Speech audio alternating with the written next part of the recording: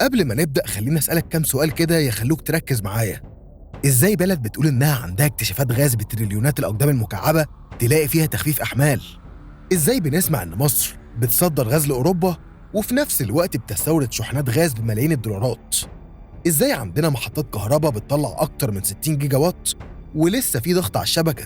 طب إزاي حقل زي زهر كان بيطلع لوحده 3 مليار قدم مكعب يومياً وبرضه النهاردة بنتكلم عن نقص؟ فين المشكلة بالظبط؟ هل في الإنتاج ولا في الاستهلاك ولا في الإدارة ولا في لعبة أكبر من كده؟ السؤال الأهم بقى، هل إحنا فعلاً داخلين على اكتفاء ذاتي ولا إحنا في مرحلة شكلها نجاح لكن جواها أزمة أكبر جاية؟ خلينا نفك الحكاية دي حتة حتة ونشوف الصورة الكاملة. ركز معايا في الفيديو ده وصدقني هتنبهر. بس الأول ما تنساش تعمل لايك، تشترك في القناة وتفعل الجرس علشان الحلقات الجاية هتكون أقوى.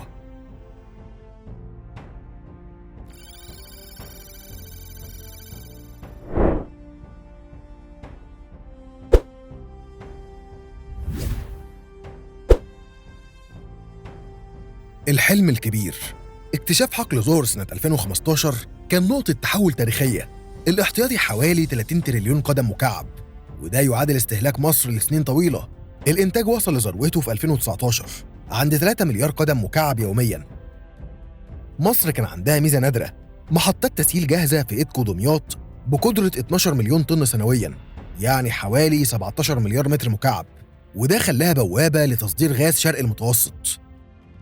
في نفس الوقت مصر بدأت تستورد غاز من إسرائيل بحوالي من 7 ل 9 مليار متر مكعب سنوياً. الفكرة كانت إنك تجمع الغاز وتسيله وتصدره لأوروبا بسعر أعلى، لكن النموذج ده حساس جداً، محتاج استقرار في الإنتاج المحلي واستمرار تدفق الواردات وأسعار عالمية مناسبة. أي خلل في عامل واحد ممكن يقلب المكسب لخسارة. على سبيل المثال، لو سعر الغاز العالمي نزل ل 8 دولار لكل مليون وحدة حرارية، في حين إن تكلفة الإنتاج والنقل والتسييل في مصر ممكن توصل من 5 ل 6 دولار، هامش الربح هيبقى محدود جدا. لكن لو السعر طلع ل 20 أو 30 دولار، ساعتها التصدير بيبقى منجم ذهب. يعني الاقتصاد كله هنا مرتبط بسعر عالمي مش في إيديك. تراجع الإنتاج نزل من 6 مليار قدم مكعب يوميا في 2021 ل 3.5 مليار في 2025. السبب الأساسي هو الديكلاين ريت اللي ممكن يوصل ل 15% سنويا في الحقول البحرية. عشان تعوض التراجع لازم تبدأ تحفر آبار جديدة.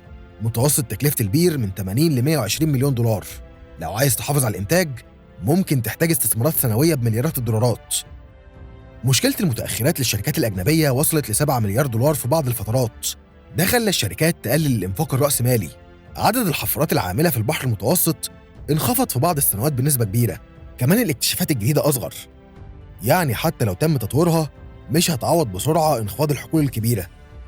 على سبيل المثال، حقل زي زهر كان بيطلع 3 مليار قدم مكعب يومياً، لكن معظم الاكتشافات الجديدة بتتكلم من 300 ل 800 مليون قدم مكعب يومياً، يعني محتاج 4 أو 5 حقول جديدة عشان تعوض حقل واحد كبير. الاستهلاك المتزايد. الاستهلاك هو العامل الأخطر. عدد السكان بيزيد حوالي 2 مليون سنوياً. الطلب على الكهرباء بينمو من 5 ل 7% سنوياً. قطاع الكهرباء بياخد حوالي 60% من الغاز، وفي الصيف الاستهلاك بيزيد بشكل حاد. كل درجة حرارة زيادة ممكن تزود الحمل مئات الميجا وات. قطاع النقل كمان بيستهلك غاز أكتر. عدد السيارات المتحولة لغاز وصل لأكتر من 500,000. كل عربية بتستهلك حوالي من 2 ل 3 متر مكعب يومياً. الصناعة عنصر ضخم. مصانع الأسمدة لوحدها ممكن تستهلك أكتر من 1 مليار قدم مكعب يومياً، لأن الغاز مش بس وقود، ده مادة خام. طن اليوريا مثلاً محتاج حوالي 33 مليون وحدة حرارية من الغاز، وده معناه إن أي تقليل في إمدادات الغاز بيأثر مباشرة على الإنتاج والصادرات. مصر بتصدر أسمدة بمليارات الدولارات سنوياً، يعني أي نقص في الغاز مش بس بيأثر على الكهرباء، لكن كمان على العملة الصعبة. العوامل العالمية. أسعار الغاز بعد 2022 وصلت لمستويات قياسية، أكتر من 60 دولار لكل مليون وحدة حرارية. ده خلق فرصة تصدير، لكن كمان رفع تكلفة الاستيراد. شحنة غاز مسال واحدة ممكن تكلف من 30 ل 50 مليون دولار. لو احتجت 10 شحنات في الشهر ده نص مليار دولار تقريباً، ولو استمر الوضع 6 شهور انت بتتكلم عن 3 مليار دولار، وده رقم يوازي تقريباً جزء كبير من إيرادات التصدير السنوية، وده بيحط ضغط مباشر على الاحتياطي النقدي. كمان سعر الدولار عامل حاسم. كل دولار بيزيد بيضغط على تكلفة الاستيراد. مع نقص العملة الصعبة، القرار بيبقى صعب بين التصدير لجلب الدولار أو استخدام الغاز محلياً. الجغرافيا السياسية كمان بتأثر. أي توتر في المنطقة ممكن يوقف إمدادات أو يرفع الأسعار. الاكتشافات الجديدة زي نرجس بتضيف احتياطات، لكن حجمها أقل. التقديرات بتقول ممكن نضيف من 1 ل 2 مليار قدم مكعب يومياً بعد التطوير. تطوير الحقول بياخد وقت من 2 ل4 سنين، محتاج حفر، منصات، خطوط أنابيب ومعالجة. التكلفة ممكن توصل ل 3 مليار دولار للحقل المتوسط. ومع الظروف الاقتصادية، التمويل بيبقى تحدي. الشركات بتقارن دايماً بين الاستثمار في مصر أو في دول تانية زي موزمبيق أو قطر، ولو العائد أو الاستقرار أقل بتروح لمكان تاني، وده بيخلي المنافسة على الاستثمار في الغاز عالمية جداً. كمان في مخاطرة، مش كل اكتشاف بيتحول لإنتاج فعلي بنفس الحجم المتوقع. المعادلة إنتاج مقابل استهلاك. لو الإنتاج 4 مليار والاستهلاك 5، يبقى عندك عجز 1 مليار لازم يتغطى. مصر بتحاول تعوض بالطاقة المتجددة، خطة 42% بحلول 2035، بنبان 1.6 جيجا وات، ومشاريع رياح في خليج السويس بتوصل لعدة جيجا وات. لكن الطاقة المتجددة ليها تحدي، مش ثابتة. الشمس بتغيب والرياح بتقل، فهتفضل محتاج غاز كاحتياطي.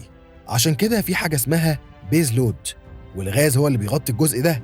يعني حتى لو وصلت ل 40% طاقة متجددة، هتفضل محتاج غاز بنسبة كبيرة لتأمين الشبكة. كفاءة الطاقة ممكن تكون الحل الأرخص. تقليل الفائد من 10% ل 5% بيوفر مليارات. تحسين الأجهزة المنزلية ممكن يقلل الاستهلاك من 10 ل 20%. لو عندك 20 مليون بيت، ده تأثير ضخم. القطاع الخاص مهم جدا. في دول كتير أكتر من 50% من استثمارات الطاقة بتيجي منه. في مصر فتح المجال أكتر ممكن يسرع التطوير. العالم بيتجه للطاقة النظيفة. أوروبا عايزة تقلل استهلاك الغاز بشكل كبير قبل 2030 وتوصل لصفر انبعاثات في 2050. ده معناه إن الطلب على الغاز ممكن يقل تدريجياً، يعني باب التصدير مش مفتوح للأبد. في المقابل، الهيدروجين الأخضر فرصة كبيرة. مصر عندها موقع ومناخ مناسب. المشاريع الحالية ممكن تتحول لصناعة بمليارات الدولارات. في تقديرات بتقول إن السوق العالمي للهيدروجين ممكن يوصل ل 500 مليار دولار بحلول 2050. ولو مصر قدرت تاخد حتى 5% من السوق ده، فاحنا بنتكلم عن 25 مليار دولار سنوياً.